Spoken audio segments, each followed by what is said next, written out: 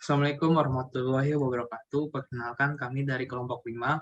Di sini kami akan mempresentasikan hasil analisis kami mengenai video yang sudah diberikan sebelumnya.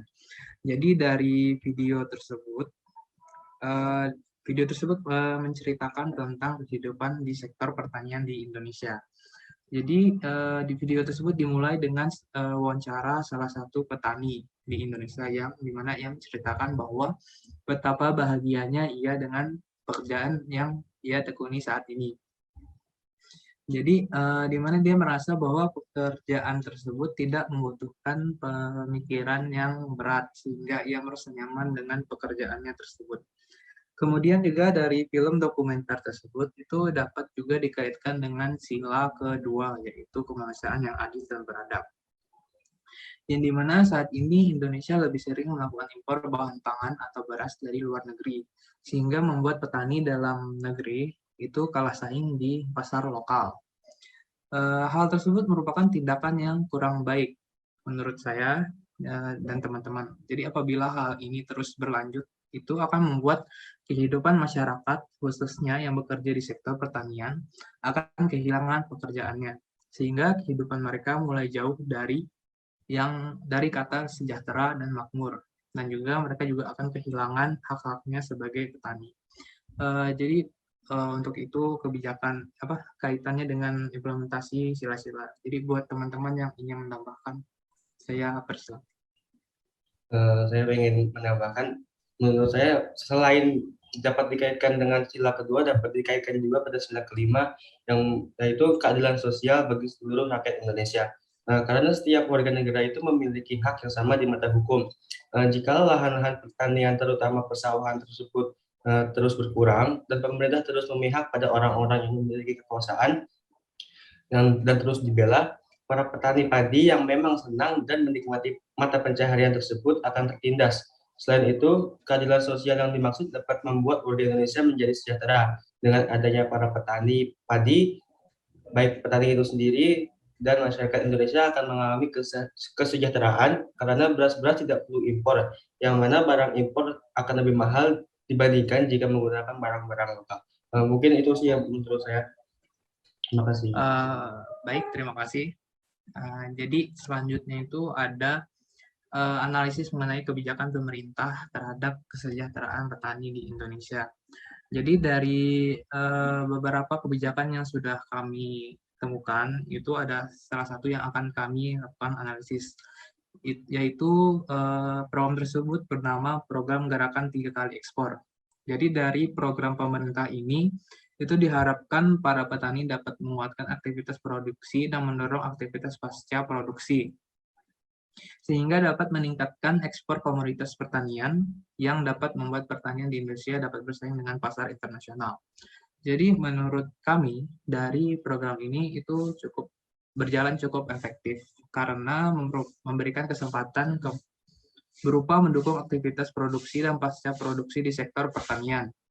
Dapat dilihat bahwa sektor pertanian mulai meningkat sebesar 11,5% jika dibandingkan dengan tahun lalu pada periode yang sama.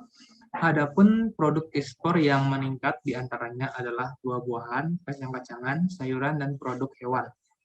Selain itu, beberapa perusahaan daerah juga melakukan proses ekspor yang cukup intens untuk komoditas kopi, kapulaga, karet, hingga produk turunan kelapa sawit. Selain itu juga ada 104 ton kelapa parut asal Sulawesi Utara, itu sukses menambah daftar ekspor Indonesia ke negara Brasil. Jadi dari data-data yang sudah kami temukan ini, itu menunjukkan bahwa program tersebut mulai berjalan dengan baik atau lebih terlaksana dengan baik. Kemudian selanjutnya itu ada analisis dan solusi seperti apa masa depan pertanian di Indonesia. Jadi menurut saya ahli fungsi lahan dari lahan pertanian produktif ke non pertanian dan ahli fungsi lahan dari lahan tanaman pangan ke non pangan, yaitu perlu dihindari antara lain dengan adanya sistem insentif bagi petani yang bergerak di bidang pertanian tanaman pangan. Jadi ahli fungsi lahan khususnya sawah diharapkan menurun setelah disahkannya Undang-Undang Perlindungan Lahan Pertanian Pangan Berkelanjutan atau disingkat dengan PLPPB. Selain itu, perlu adanya juga percepatan penyiapan dukungan kebijakan yang berkaitan dengan pelaksanaan reforma agraria. Jadi menurut saya seperti itu. Jadi buat teman-teman yang ingin memberikan tanggapan mengenai permasalahan tersebut, saya persilahkan. Ya, di sini saya akan menanggapi mungkin untuk percepatan penelitian dan pengembangan, terutama inventarisasi lahan di kawasan timur Indonesia dan reevaluasi lahan tersedia dan lahan terlantar yang sudah dilepas. Mungkin untuk solusi lainnya bisa menambah kayak sosialisasi untuk lebih dekat, lebih intens lagi untuk apa itu hortikultura, terus buat pertanian, biar mungkin lulusan-lulusan SMA dan SMK nanti ada minat untuk masuk ke sekolah pertanian seperti itu. Mungkin saya akan menambahkan solusinya, seperti pemanfaatan sumber daya lahan potensial tersedia untuk perluasan areal pertanian harus sesuai dengan kegunaannya sendiri, seperti untuk kawasan pertanian itu seperti menggunakan lahan basah dan lahan kering untuk tanaman pangan semusim, dan untuk untuk tanaman semusim atau pangan dan hortikultural. Selain itu juga komoditas bioenergi non-pangan dan perkebunan lainnya diarahkan pada lahan kering potensial untuk tanaman tahunan. Mungkin saya ingin menambahkan solusi untuk masa depan para petani. Jadi, menurut saya, sebaiknya mengoptimalisasi pemanfaatan sumber daya lahan yang ada melalui peningkatan produktivitas dan pengembangan inovasi teknologi yang lebih mengutamakan kelestarian sumber daya alam dan lingkungan. Selain itu, perlu adanya diversifikasi pertanian dan percepatan pengembangan potensi genetik dan teknologi produksi tanaman bioenergi non-pangan. Saya ingin menambah analisis dan suatu solusi. Jadi menurut analisis saya, jika lahan untuk pertanian di Indonesia terus kurang, yang paling utama akan sangat berpengaruh terhadap para nasib petani itu sendiri, terutama petani padi. Akan tetapi tidak hanya para petani padi yang terdampak, para petani lainnya pun juga dapat terdampak. Para petani akan kehilangan mata pencaharian dan akan kesulitan dalam hal menemukan bahan pokok ya, yaitu beras itu sendiri. Untuk kedepannya, pemerintah diharapkan dapat memakmurkan nasib para petani dengan tidak lagi mengurangi lahan-lahan pertanian untuk kepentingan orang-orang yang berkuasa. Akan tetapi juga memikirkan para nasib petani dan masyarakat Indonesia.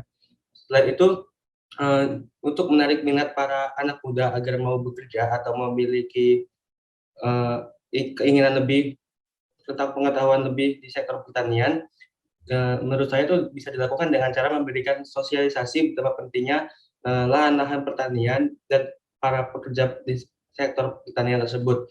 Selain itu juga untuk mencegah pengurangan lahan pada sektor pertanian. Itu menurut saya. Terima kasih. Oke, kalau menurut saya penyebab yang paling spesifik pemuda Indonesia kurang tertarik untuk bekerja di sektor pertanian itu terdiri dari beberapa faktor. Yang pertama, itu masalah lahan. Kita selalu bertumbuh pada lahan-lahan yang ada di Jawa. Oleh karena itu, kita perlu memperluas pengetahuan pada para pemuda bahwa tidak harus selalu bertumbuh pada lahan yang ada di Jawa. Kedua, prestisi sosial. Hal ini membutuhkan branding yang baik tentang perhatian bahwa pertanian itu keren. Ketiga, adalah banyak yang tidak terjun ke sektor pertanian karena sektor ini beresiko baik dari sisi alam maupun harga. Terakhir, adalah masalah pendapatan yang rendah dan kurangnya intensif dari pemerintah.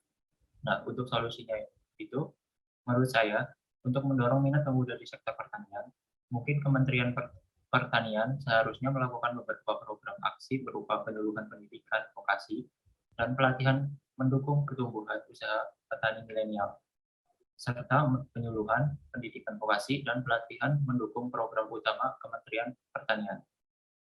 Mungkin dari saya cukup itu dulu.